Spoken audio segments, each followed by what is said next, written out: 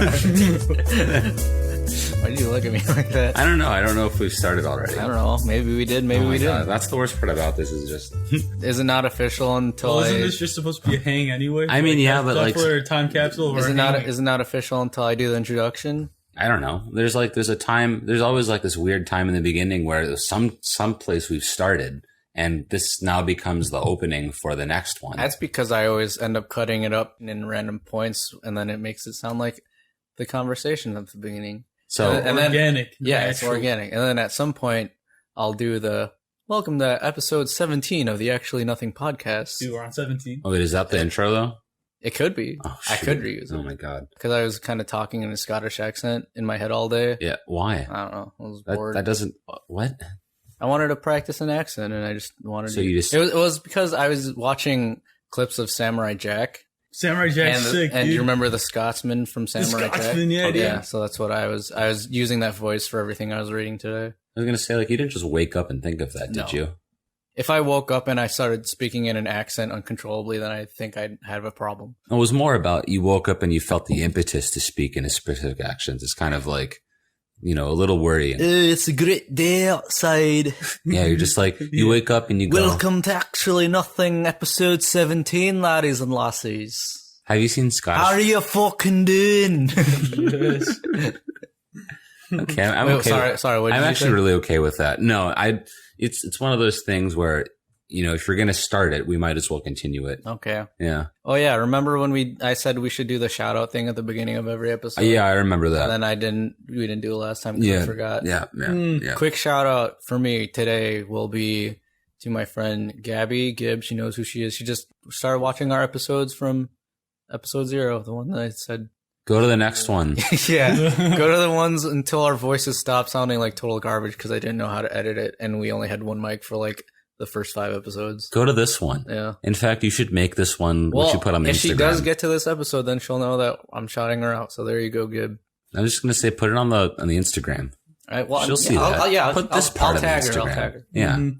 Who do you have your shout outs to? You mean to whom are you giving the shout out? Okay. Whom are you giving the shout out? Sorry. It doesn't have to be a person. It can be a place or like a thing, I guess.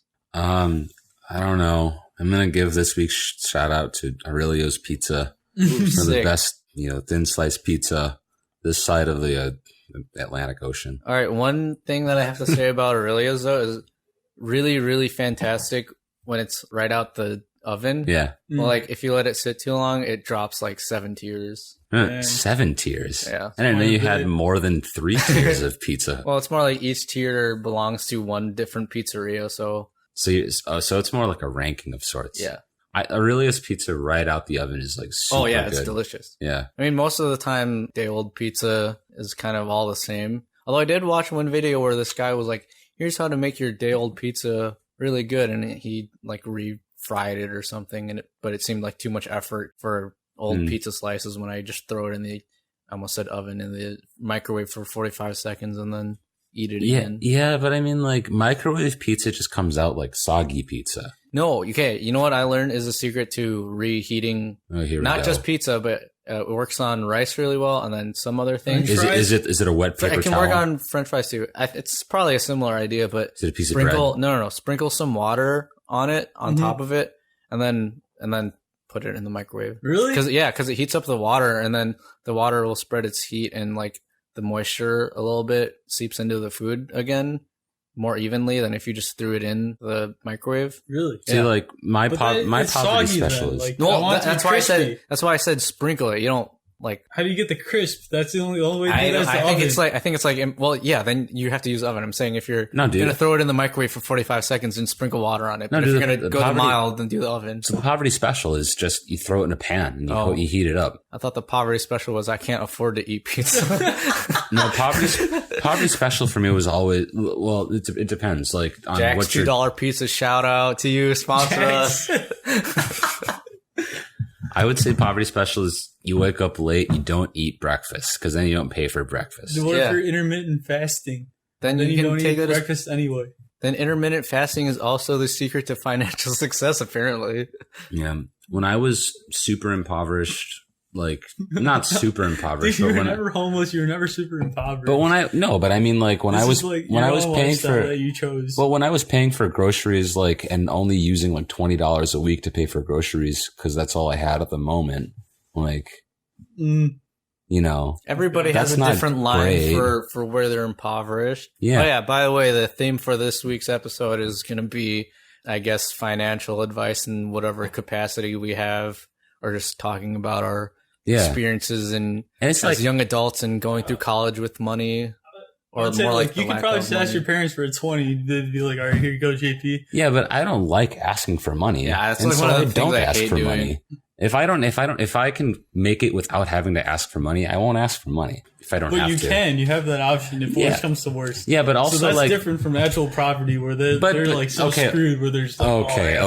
I didn't know you were trying to become some sort of bastion of like actual poverty. That's what I'm thinking about when you say poverty. That's we're obviously we're not in a third world country. Yeah, but like Village, Lombard, like what? Hey, to be fair, people call Lombard Lompton. Okay, Lompton. Yeah, apparently it was ranked some time ago in like one of the worst towns. I was like, really? I was like, this place seems fine to me.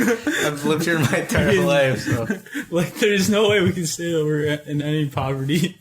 But I don't know. Like at certain times when like the only thing that I could afford to pay for was like groceries, and even that was really cheap. Like, you feel like your mama needed 20. I couldn't do that. Like, I couldn't ask for that more. No, like, what makes you say you couldn't? It just wasn't an option for me. I didn't want to do it. Okay, that's a want. There's the wants and needs. Oh my God. Like, no, I still think it's like, it's one of those things where it's a pride issue. No, it's not even a pride issue. It's like, you can't ask for too much from somebody else. Like my parents supported me through college as much as they could. So I didn't want to ask for any more than what they were already giving me. And so what I could afford at the moment was what I could afford. And so like when that meant like, you know, you only bought really bare essentials, you bought bread and peanut butter for a week. That's what it meant.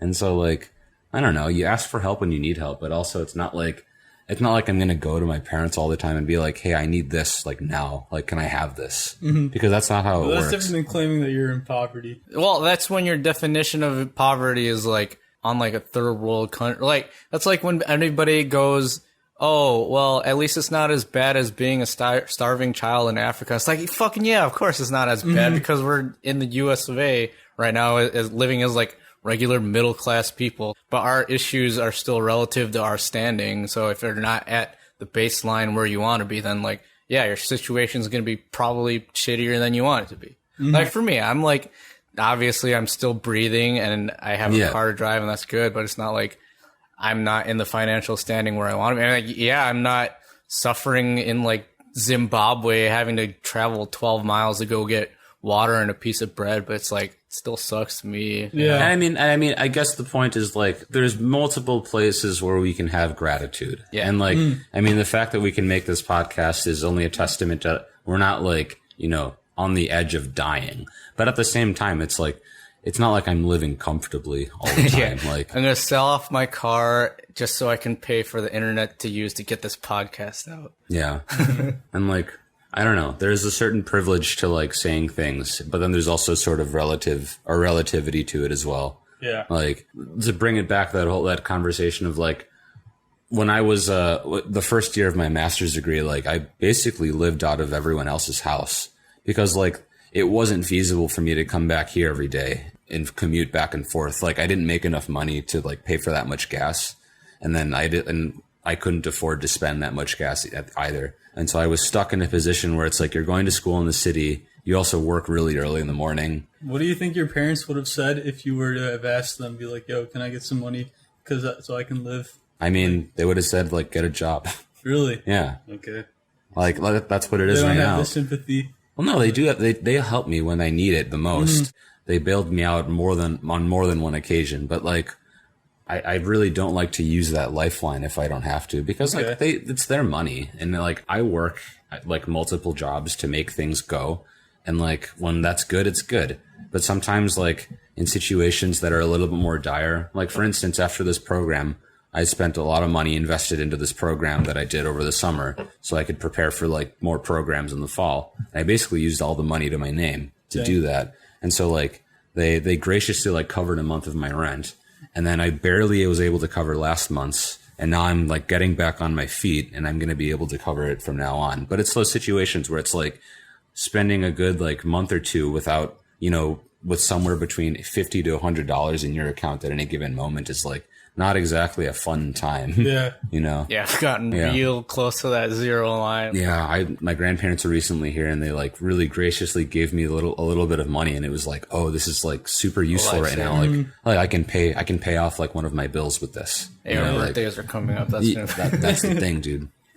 So I've been blessed. I've never been close to the poverty line at this point. So good. Avoid it at any cost. It sucks. Yeah. It's like, it's not fun to have like to, you know, you before you go grocery shopping, you have to check your balance. You're like, what can I buy this week? Like, can I afford to get this?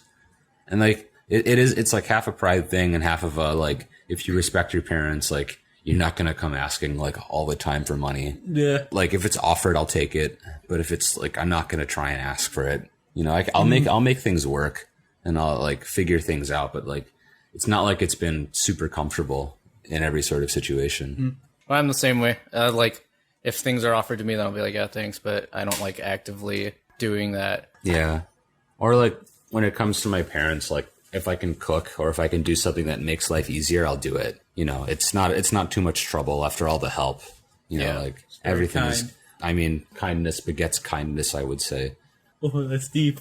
I guess it's like it's only in everyone's best interest to be good. And like, I mean, we're also super lucky that like our parents even help us out as much as they do. You know, yeah. There's some compared to a lot of people that are just like they just straight up get kicked out at 18 and they're like, well, here you go. It's like, fuck, like, what do you do then? Yeah, good luck. You know, like make this for yourself. I don't know. It's like we have been super fortunate, but I think it's also like not accurate to, you know, ignore the sense that like it hasn't been tough in some situations. Yeah, you know, like. I had to be like pretty miserly with whatever I made for like, you know, even now, like I'm a little miserly with it, although a lot less just because like you don't want to be greedy, but you also want to be secure in what you're doing and you want to be secure in like your ability to pay off things and to like, you know, make dents in things. And so, yeah, I've heard a saying, it's like eat like a king now, then eat like a peasant later, or eat like a peasant now and eat like a king later. So it's like, yeah, if you're, holding off your spending, especially like on things like food, then you can set yourself up for the future so that you're able to eat better. Well, this kind of leads into a good point, like ways to like make the most of your money as like a young adult. So shall we go back to our undergrad days? I suppose. Discuss how we fared then. Yeah. Most of it was just groceries. Yeah. Most of them probably came down to like surviving a week and a half off of like $50. Mm-hmm.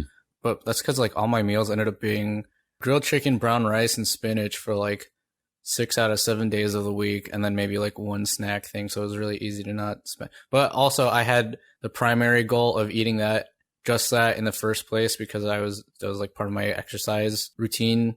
So it kind of just happened to work out pretty well that way. But otherwise, avoiding eating out as much as possible is probably the easiest way to save money on in terms of food when you're in school. Yeah, I think because people think it's super easy. I mean, it is super easy just to go somewhere and drop like $12 on like a Chipotle burrito or something. But you can definitely stretch that $12 thinner and have it last longer if you're willing to like not have a whole steak burrito or bowl or something, you know? Yeah. Today for lunch, I went to this, there's this Christian organization. They feed the hungry. Feed my starving children? Yeah, I ate there for lunch. It was Chick-fil-A. Nice. They didn't throw that Popeyes chicken sandwich at you, that new hotness? No, I didn't try the Popeyes one. I haven't had it yet either. But yeah, the Chick-fil-A's are alright. I have yet to try the Popeyes. Hasn't that been like a thing for a while already?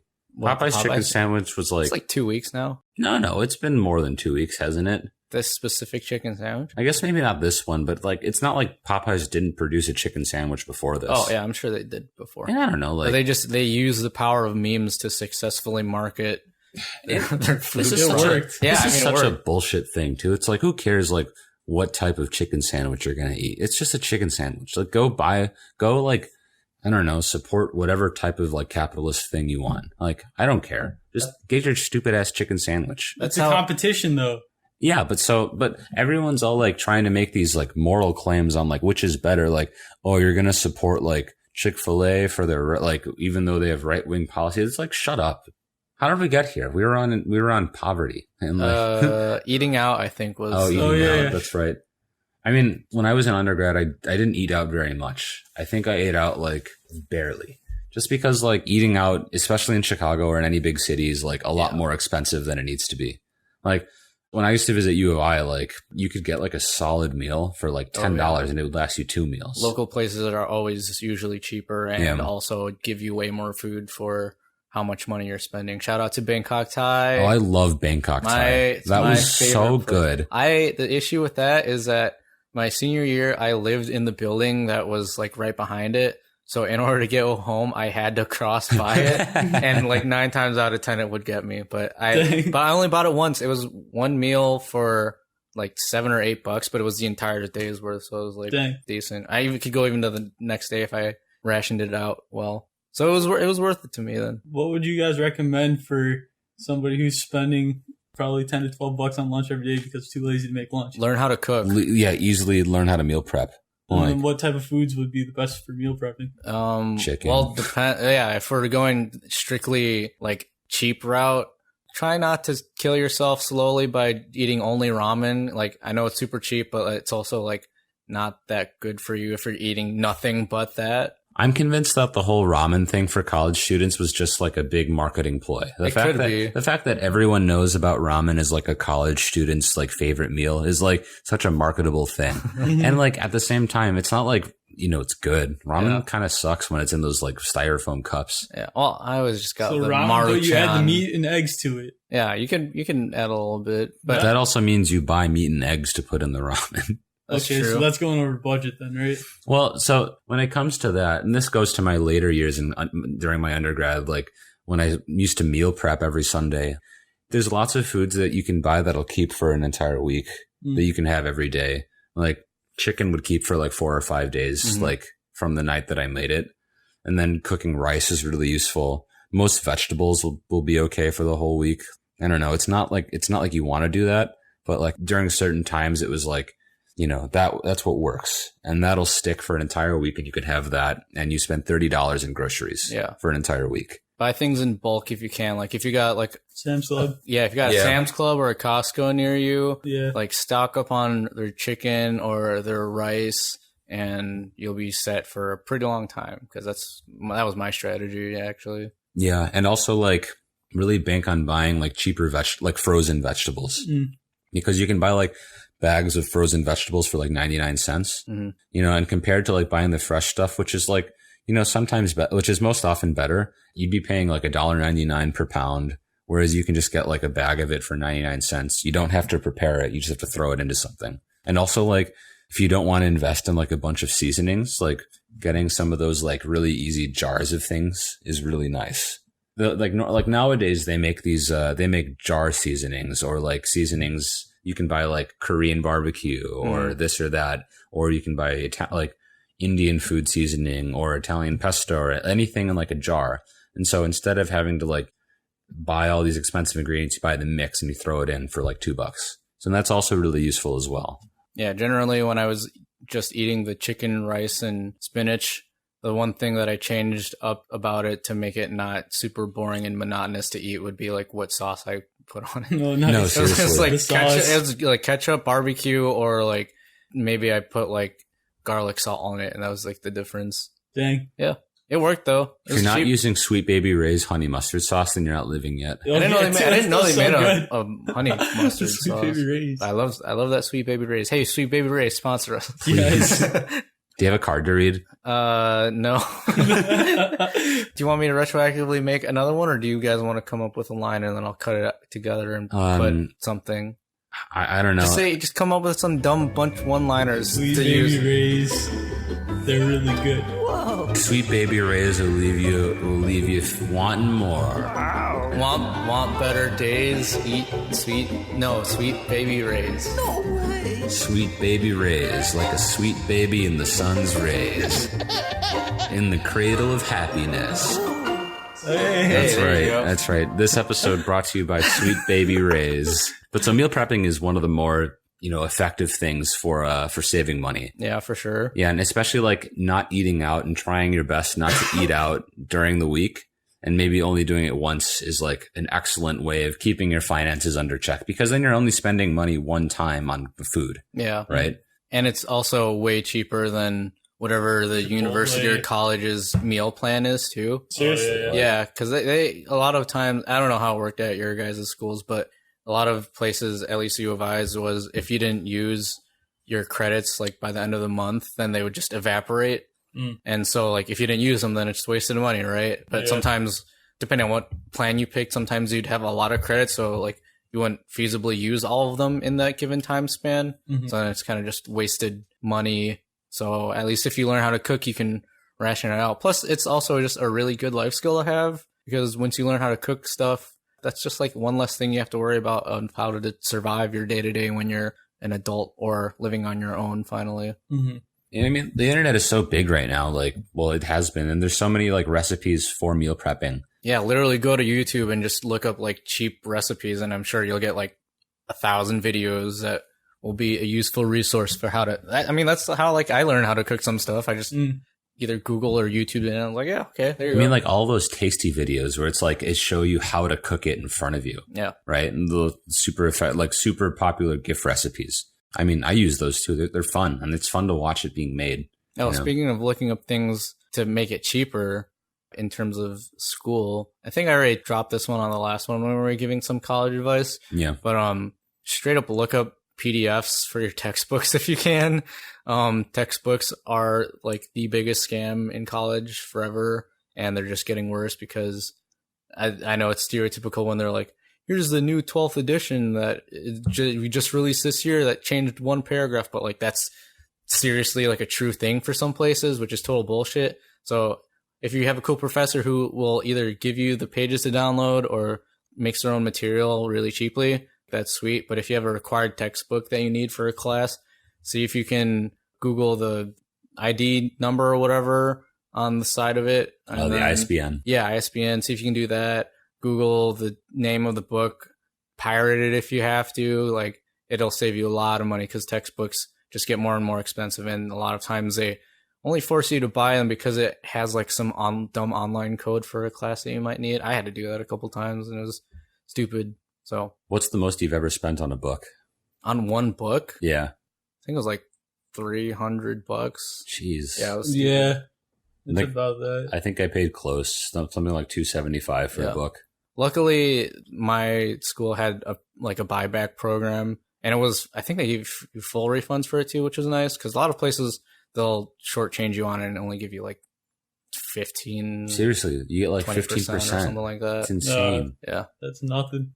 Otherwise, instead of those programs, I'd just say like go on Craigslist or like eBay or something and sell them back. Or if your school has like a Facebook form to sell stuff around to college kids, then like do that instead. Because there were some places on my campus that did that. There was like a furniture place. I was like, here's a bunch of furniture that people sold at the end of their undergrad, but we still have it for like way cheaper than you'd get it at like IKEA or something. Yeah.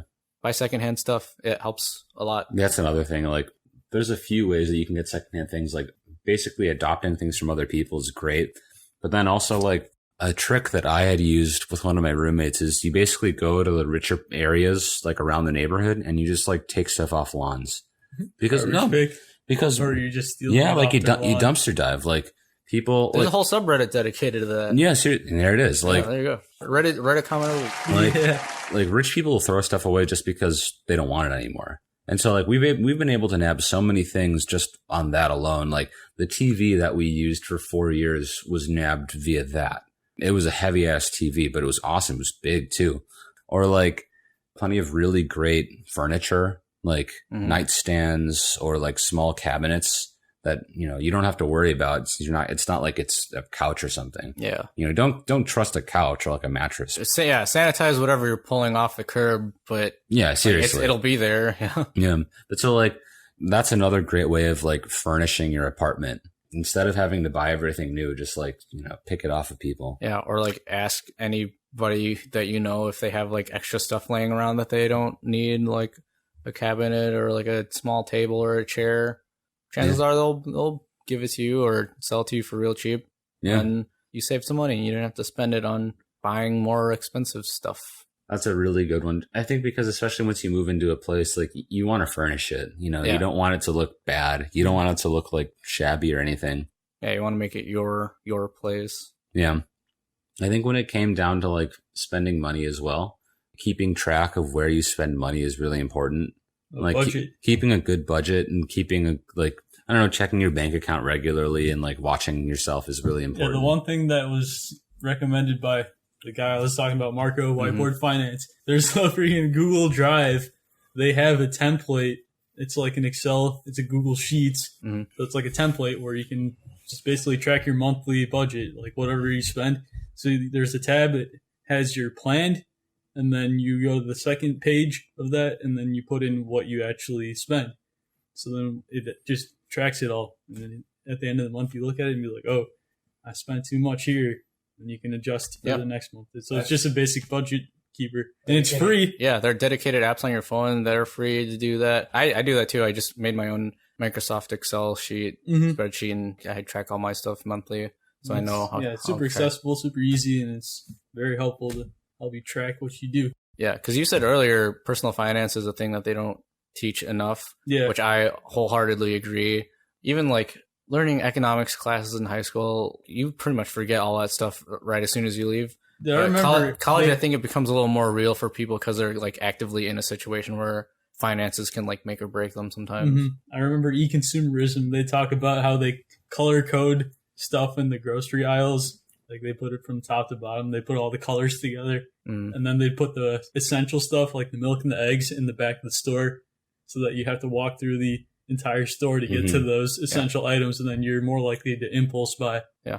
Well, that's why they put all like the candy and small stuff at the register, because you're more likely to be like, oh, I'll just add this last second, and then that's how they move that one extra candy bar. Yeah, that's all. Everything's got a technique and a plan tactic behind it.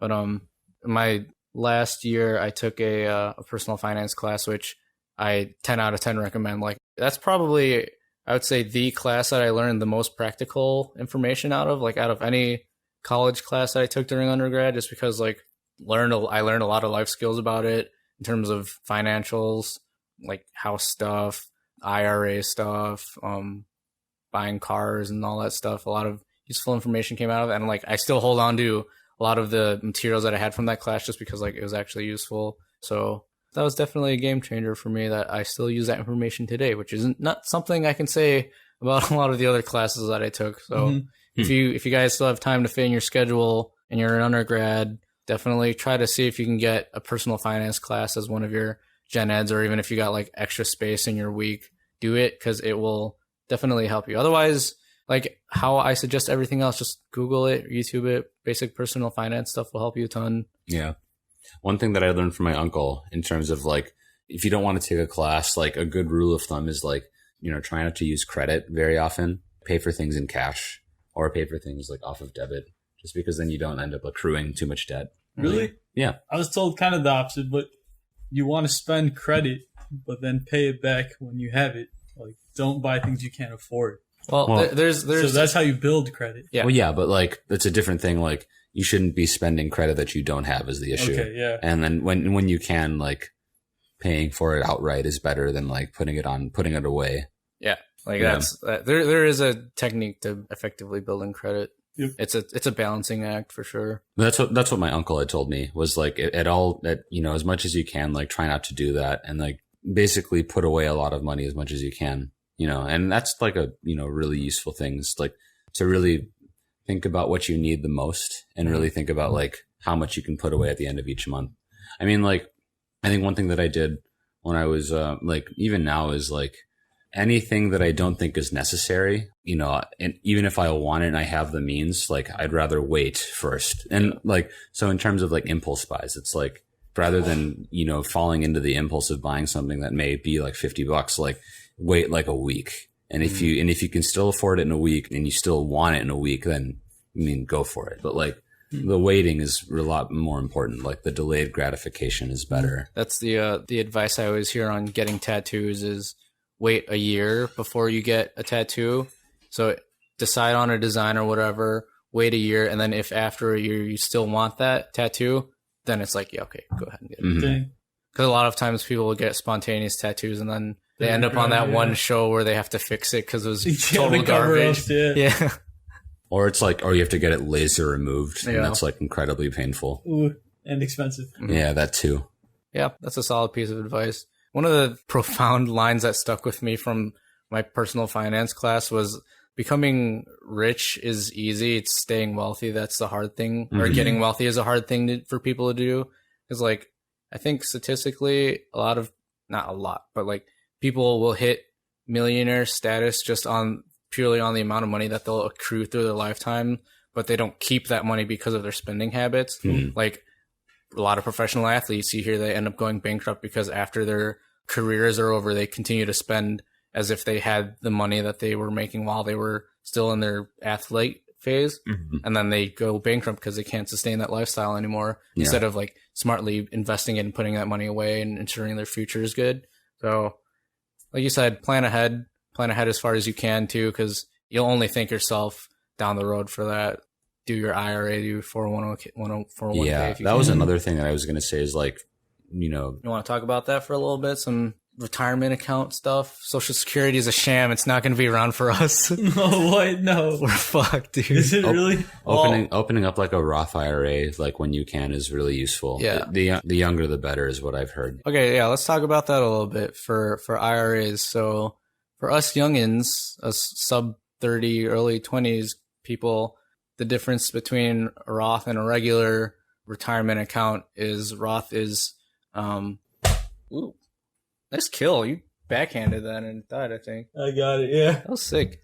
Dan I've been doing that a lot lately. Dan nabbed a fly. You one stocked that fly real hard, dude. Nah, dude, it just did the front hand, backhand. You know that Key and Peele video?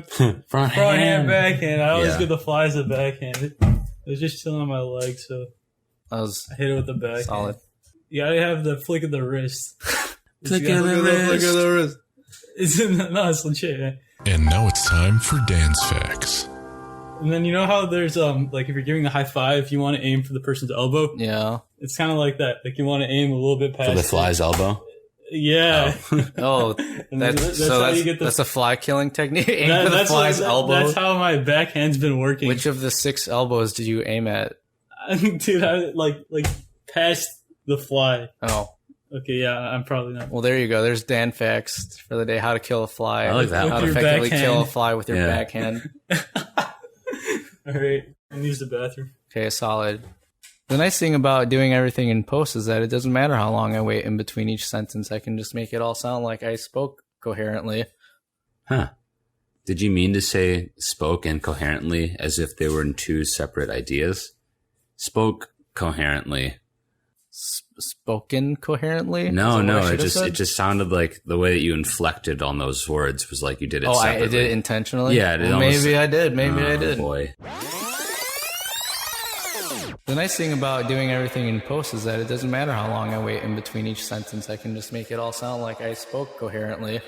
You'd be surprised, at least in the last 3 episodes, how many sentences were actually kind of choppy for both you and me, but I cut them up so it sounds flawless. Oh, yeah. You really can't tell the difference. Well, see, that's what I was thinking on the last one. It's like, I sound great. Yeah. And I normally make a lot more sentence mistakes. Yep. And so, I mean, I leave some in, obviously, because it sounds more natural, and some of them you just can't cut because they're too hard to. But a lot of them, I work my magic in. Did you say they're too hard to cut because they're too hard to? Okay. Yes, I'll stop using the freaking I almost said premonitions. Premonitions? I'll stop using my premonitions at the end of my sentence. Will you, or will you remember? I will remember to. Preposition. Garbage. I hadn't thought about that word in years since high school until you brought it back. I'm literally going to haunt you with it every time I see It's you. fine. I'll try to stop doing it.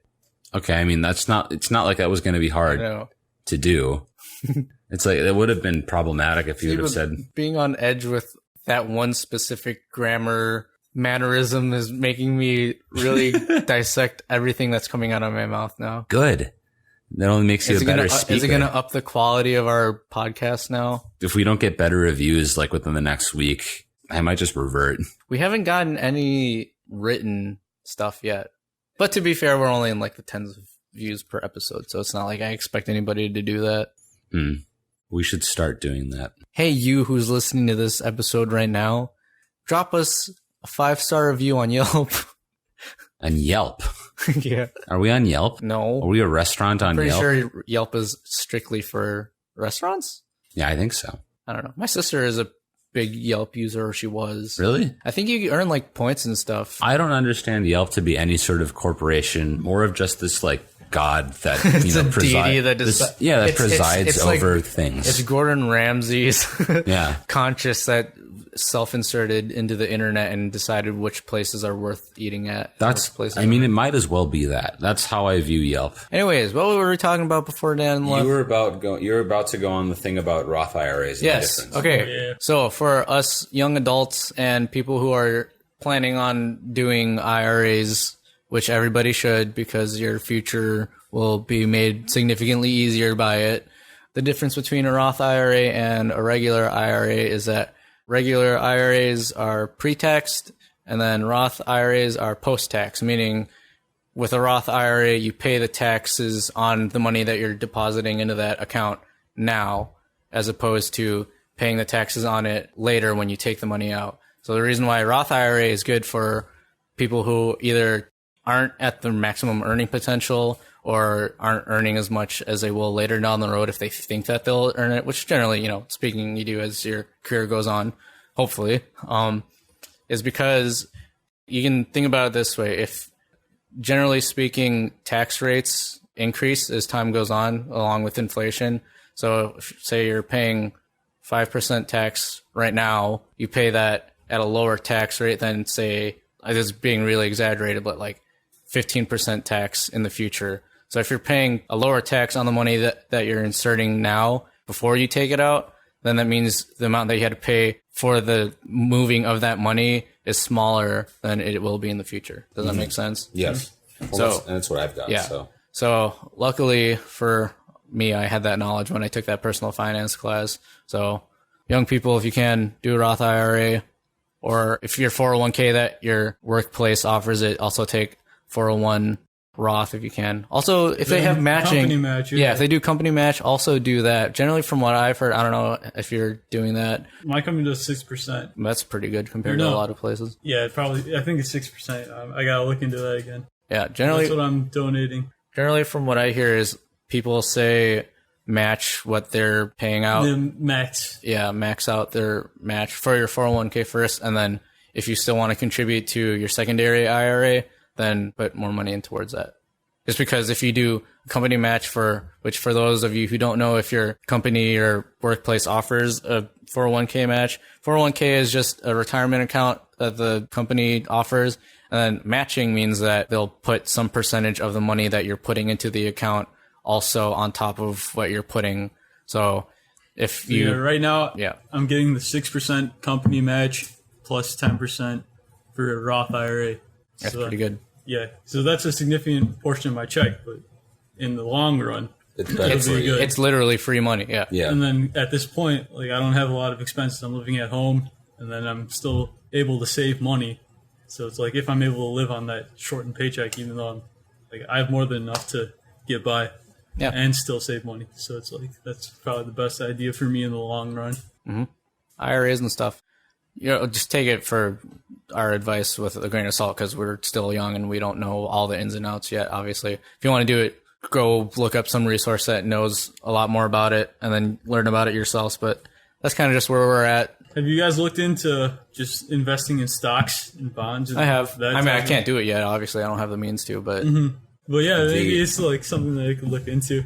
I have a financial advisor. He manages all of my accounts and my Roth IRA, and so I throw money into the account, and then he takes it and he invests it in places that he invests it at high risk, so that like, and I mean, I'm not moving that money like anytime soon, so high risk is better and you get higher reward at the end. It's borderline gambling if you're just doing it. I mean, that's what the stock market is like. Yeah, it's even the long term too, right? Legal gambling, pretty much. Yeah. Well, I mean, basically, that's why you have this guy to do it for you, because I have no idea what I'd be doing. Yeah, and so like they follow everything, they watch it go up and down, and they do all that work for you. Okay. You know, but so it's enough of an intricate business that they require people to do it. Yeah. Although there are like computers, and you'll always hear about people that are trying to beat the market.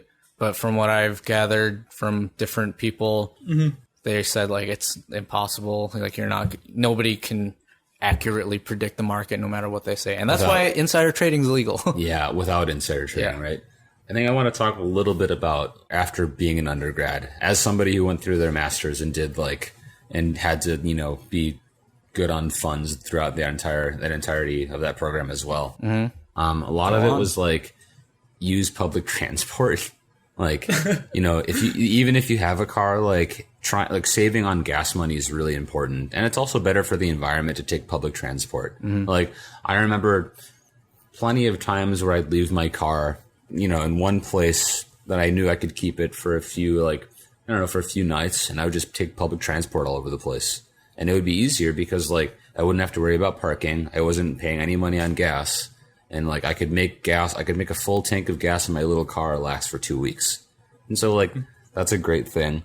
Also finding out when you're really busy, finding out the best deals around your school for food is great. So finding anything for $5 or anything around that mark is really good.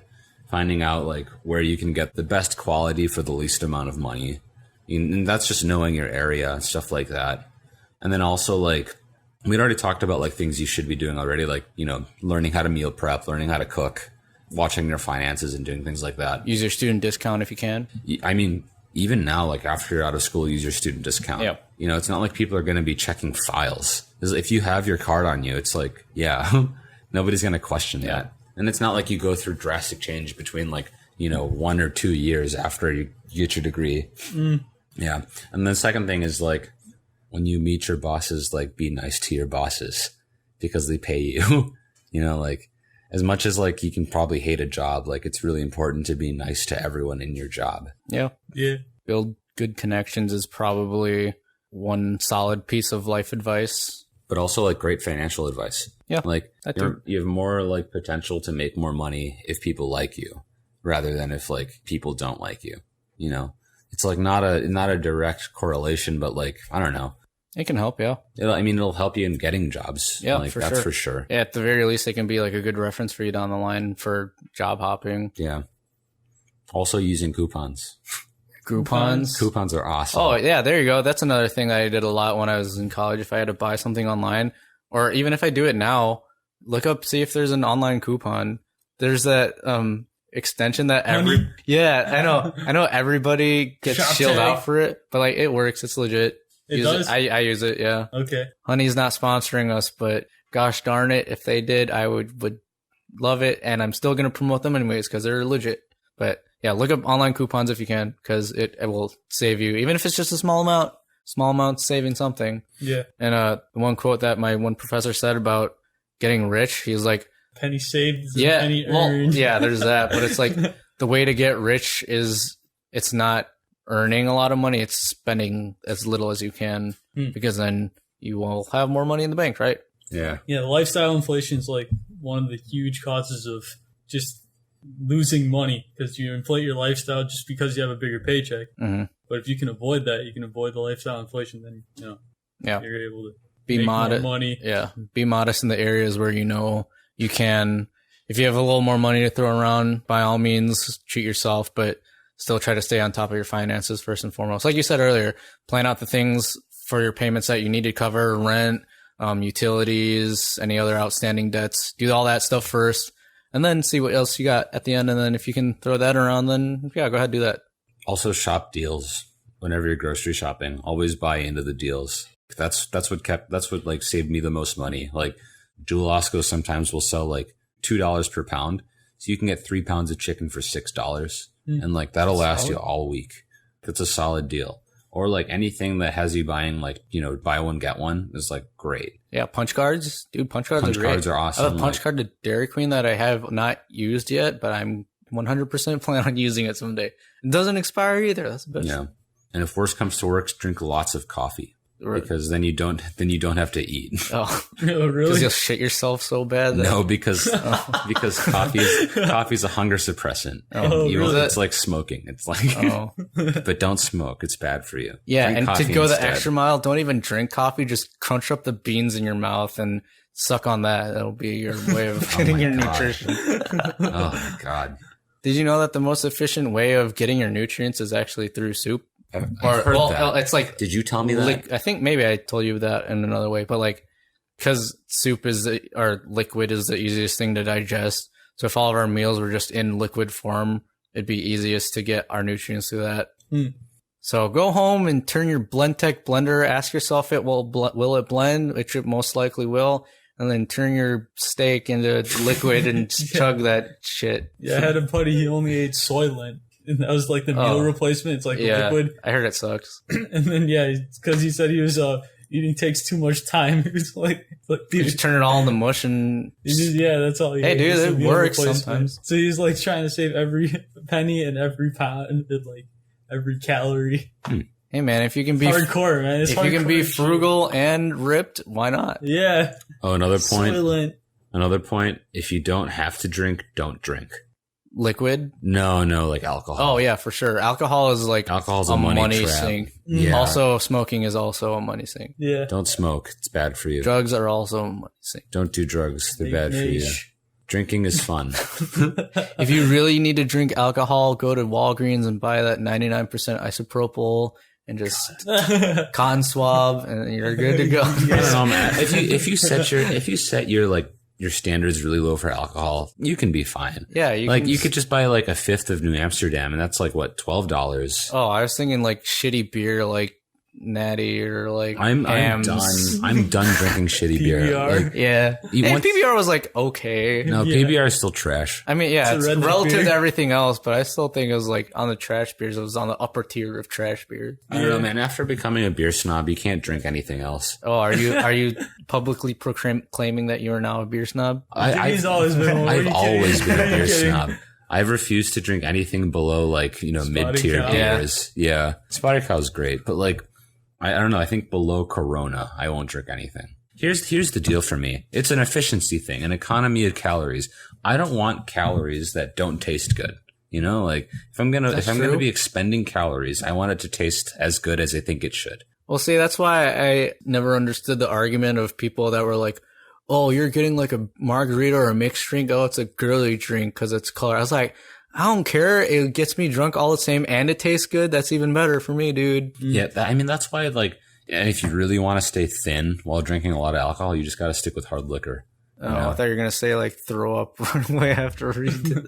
I didn't say So that's that. a whole nother thing about avoiding things that really don't matter, but the fact that they're not manly will make you want to avoid them. What? So like margaritas, like the example that Aaron just said. Like, Okay. you can choose to drink them, which is okay, but you're gonna get the shit talk. Well, I think those people are dumb and they're missing out. So But there's a Yeah. lot of people that buy in that philosophy just for the heck of not being able to Oh, have yeah, that used against that's them. just toxic masculinity. That's at its finest. toxic masculinity at its finest.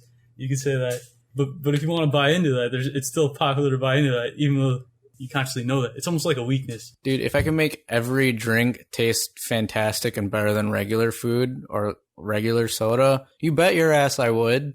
It's just that alcohol naturally tastes like shit, so we have to find other ways to make it taste less bad. But then you still get smack talked about it.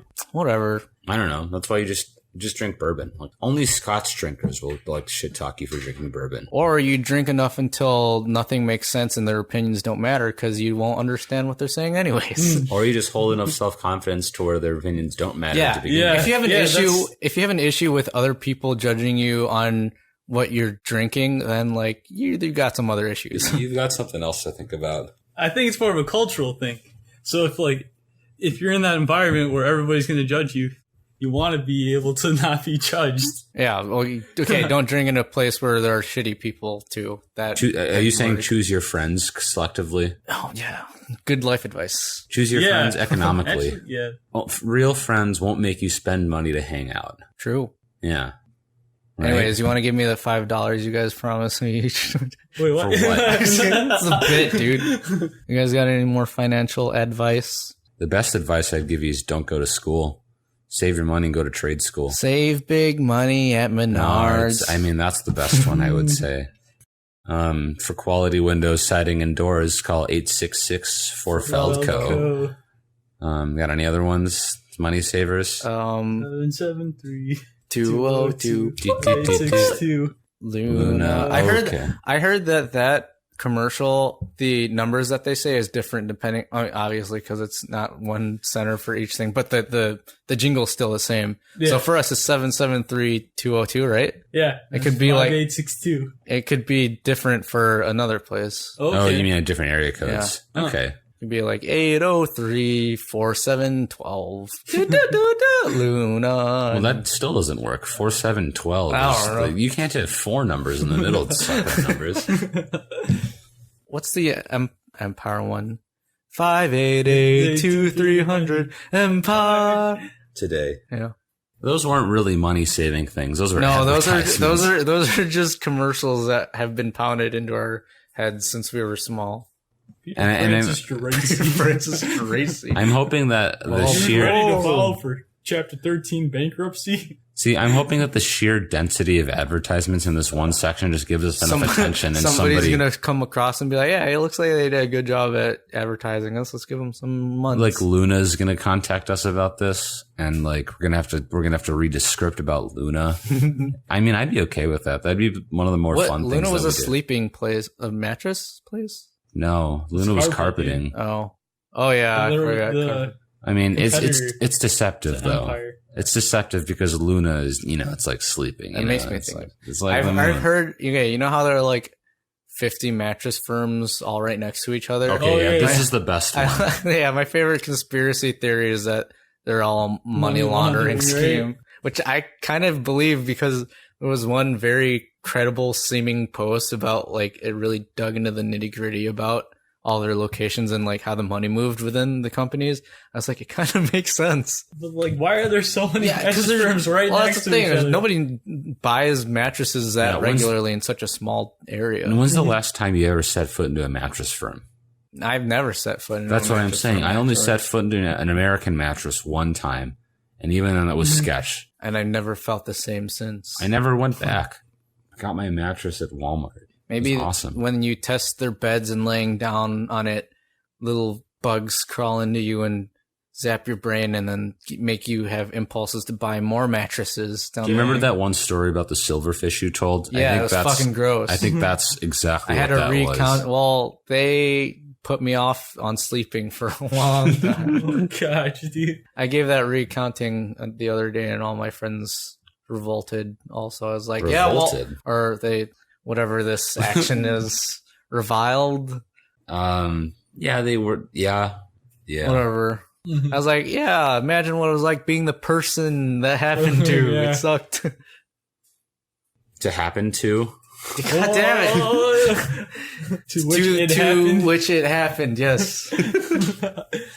That's the challenge for this episode is Oh yeah, I don't think we explained that. Can you explain why that's happening? so in American English or in English grammar, it's incorrect to end a sentence with a preposition. So for instance, what's a good example of that? That's something I would have use for. That is a good place to go to. Yeah. It's a good place to end on. Something Yeah, like the good that. place to end on. This is a good place to end at. You don't want to end a sentence with a preposition. It's not correct. So Good place with which to end. something on like which, that. yeah, On yeah. which to end. This is a great place on which or about which to end. So we've just been catching all of these things, or rather, I've been catching all of these things this entire time because I want to fix it within myself. But in the process, I've become this insufferable asshole. You're a about real it. grammar Nazi. Went to German camp, Yeah, all it makes sense. came It all back a checks grammar out. Nazi. Oh, Right? It lines up. Yeah, We solved the mystery. Ruby Ruby Roo. This is where you pull off my hat. You pull off my head, and I'm Old Man Jenkins underneath. I'm Old Man I'm Old Man Jenkins. Heinrich Himmler. Oh no. Was there an Old Man Jenkins in SpongeBob? Yeah. oh man. It's Old Man Jenkins in his jalopy. The one who got his butt eaten by the bullworm. Oh, that. yeah.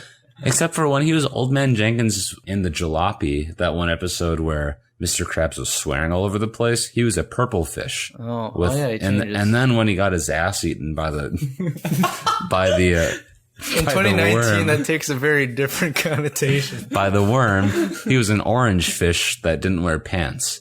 Wasn't he also the guy who got beat up by all the people that were like, how many times do we have to teach you this lesson, old man? I think he was just Old Man, but Oh. that's the same character as Old Man Jenkins Yeah. from the worm one. Yeah. See, that's like something. Wow, That's we some- have so much SpongeBob knowledge, it's ridiculous. That's we don't something even need that to I- use the Wikipedia to look this stuff up. that's like something you don't want to put on a resume. It's like an Are you kidding indelible me? That's a top knowledge, thing I'm going to put on my Like- resume. Yeah, dude, that's an badass. indefatigable knowledge. Why of should we SpongeBob. hire you? I can perfectly quote season 1, episode 3 of SpongeBob. Season 1, episode 3, the name of the episode. Yeah. 27A. The Ashling and Slasher. Wrong. That's season 3 for sure. It's Nosferatu pop up at the end. Maybe. The first time I saw that episode as a kid, that part freaked me out because it's just abruptly like a normal, regular human looking thing.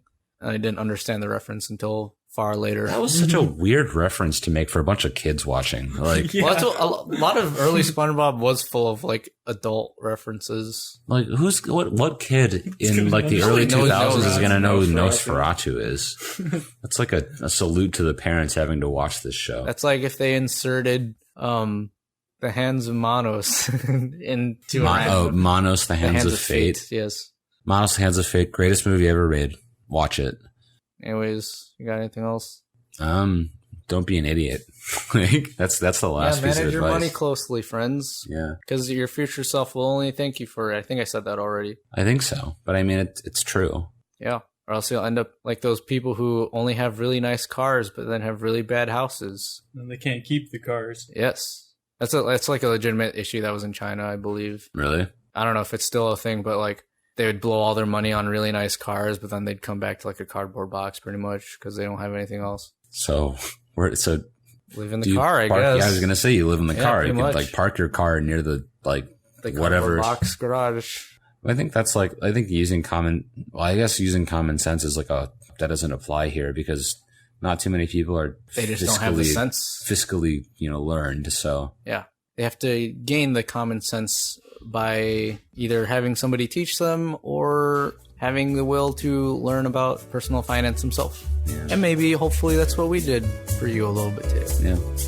Anyways, this storm is rolling in. Yeah, this might be a good note to end on. God damn.